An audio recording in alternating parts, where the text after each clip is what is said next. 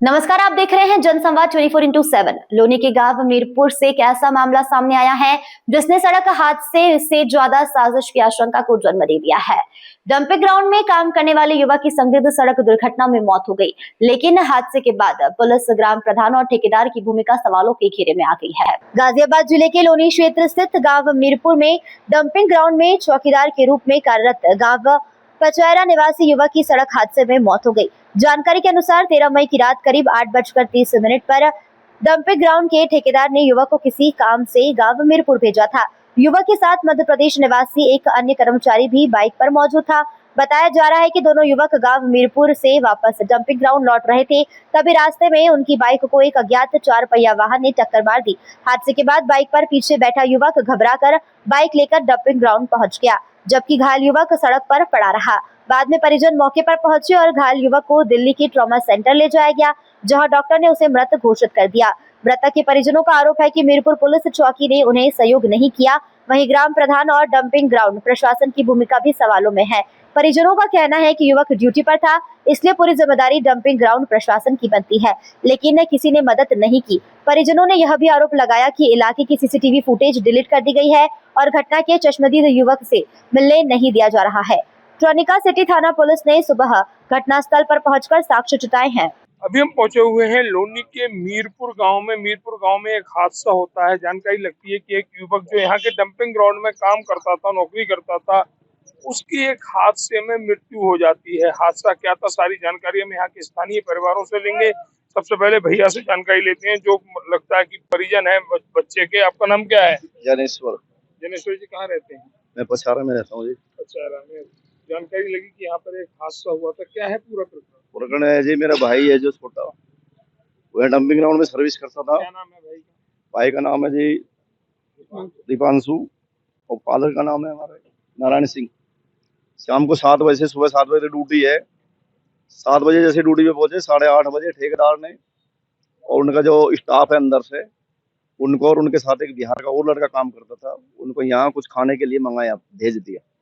और जैसे ही हम मीरपुर तिराहे से खाना लेके जो भी उन्होंने मंगाया लेके चले, इधर से गाड़ी आई स्पीड से, कितनी स्पीड से थी कोई पता नहीं, और यहाँ के कुचल के चली गई। जो हमारा भाई था वो यहाँ गिर पड़ा और जो पिछला वाला लड़का वो घायल हो गए। अपने स्टाफ के वहाँ पहुंचा, वहाँ जाकर उसने जानकारी दी, हमारे वहाँ फोन पहुंचा, हम यहाँ आए।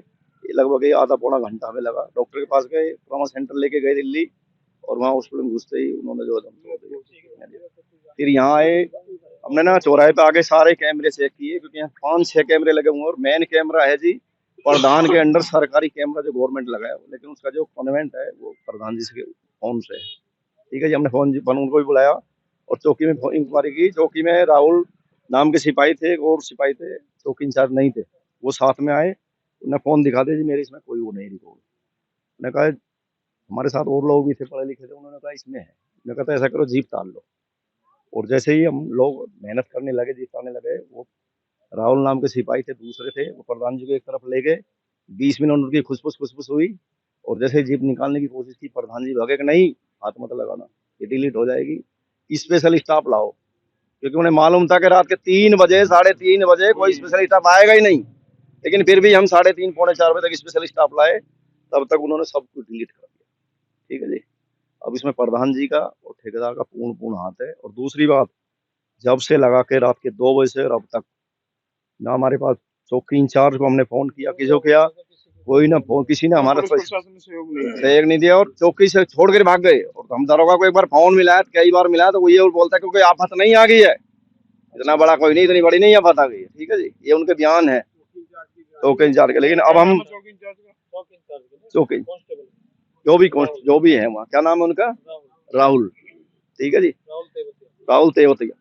अब वहाँ पहुंचे हम थाने, एसएसओ साहब ने हमारा सहयोग किया है कि जी ठीक है, हम इसमें वो जो करेंगे इंक्वायरी। और वो हमारे साथ भी आए हैं, उन्होंने इस जगह का मुआयना भी किया है, और वो कैमरे के उन्होंने पूरा आश्वासन देके कैमरे चेक करने के लिए गए हुए। जहाँ डंपिंग ग्राउंड में आपके भाई काम करते थे, और वहाँ हमारी से कोई अब सबसे बड़ी शिकायत ये है कि अब तक शाम के 7 बजे वो ड्यूटी आए हैं, 8:30 बजे वहाँ से निकले हैं, वहाँ टाइम है निकलने का, अब तक ना कोई ठेकेदार और ना वहाँ का कोई भी आदमी उनके यहाँ इंक्वायरी करने नहीं आया, ना उनका कोई सहयोग करने आया, ना हमारे पास पहुंचा है, और ना ही उस लड़के को हमें मिलने दिया जो उसके साथ में था। बिहार का निवासी जो हाँ, उसको ये डर था कि पता नहीं क्या, इसका मतलब हो सकता है कि ठेकेदार भी इसमें प्रधान जी से मिला हुआ हो, चौकी इंचार्ज मिला हुआ, हमें पता नहीं क्या हो रहा है क्या नहीं। अब ये अब लेकिन हमें एक न्याय चाहिए कि वो ठेकेदार क्यों नहीं आया। 112 पे भी कॉल की, वहां से भी कोई नहीं आया। इसका मतलब आप समझ रहे हो, हमको किसी तरह की कोई हमें वो नहीं मिली सहायता। क्या ठीक उम्र है, थी बच्चे की?